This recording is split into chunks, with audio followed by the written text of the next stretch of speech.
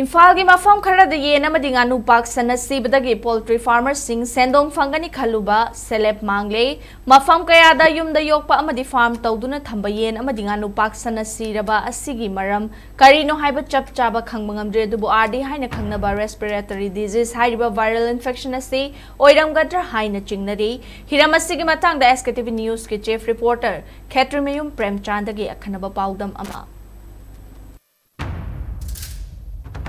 Imphal West amadi Imphal East District ki manung chanba mafam kharada yumdu yokpa yauna farm tawduna loiba nganu broiler amadi layer Paksanna Siba ki thodok lebasu Manipur lenga ki veterinary and animal husbandry department hiramasi matang da khang bugum tawri Imphal West ki manung chanba langtabal ningombam naran konjin thangban yauna mafam kaya amadi Imphal East District ki oina thokju kongpal yauna mafam kaya da haukiba nongmani ni asida yen nganu Siba ki chang hengalakli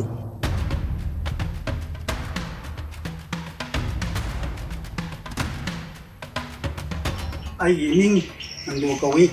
tungju pitu lampak tagi ni adugo ai ni yen khara tang kana gadra harina ai ni yen khara la loijabani adugo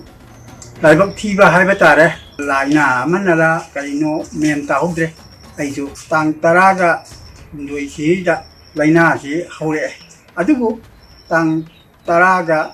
mari dadi paktakna yen si laigidre अतुब लेगिदबसे मयामनसु I असुमायना मयामनसु तवरगदि कितंग section मिनसि आईदी लाइबक थिखरे थिहोदबा लियन लोबिबा कांगबु आईगुंबा नातै चानदरा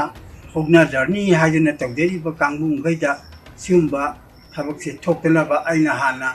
मांगजौनना मयाम मांगद message पिजबनी अदुबु तवबदबु आईसु doctor दा कईता अममदा आई हंगबि आबा हंगी YouTube तेसु थागलकपा कांगबु गैजु आइना phone जे तकजबनी अदुबु Moina suggestion जे नातै जारोयना हायरे अदुबु सिगि fission जि यौरबनिना हायरे तो आइदि खंगजबनिना Zumba लाइना सुमाय तरगे तौनी हायदि खंगदि अदुबु ngasiदि आइगोंदे थोरे अदुबु आइगुमलादना असुमायना औरगा थोक्तनबगि दमकता yen lobi ba kangbu ngai chu aina hana mangjong na khangin jari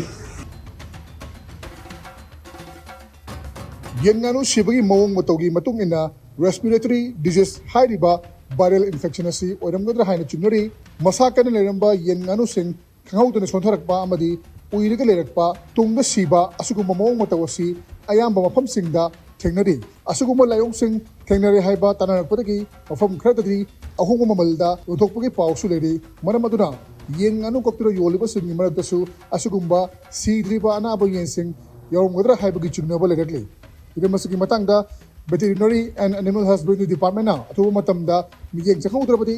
amuk hena Paksanna sandaroktuna rungcharaba kaya mayomrakadra haibagi mi paiba leri SKTV news kama poromjariba Khetrimayum Premchand Imphal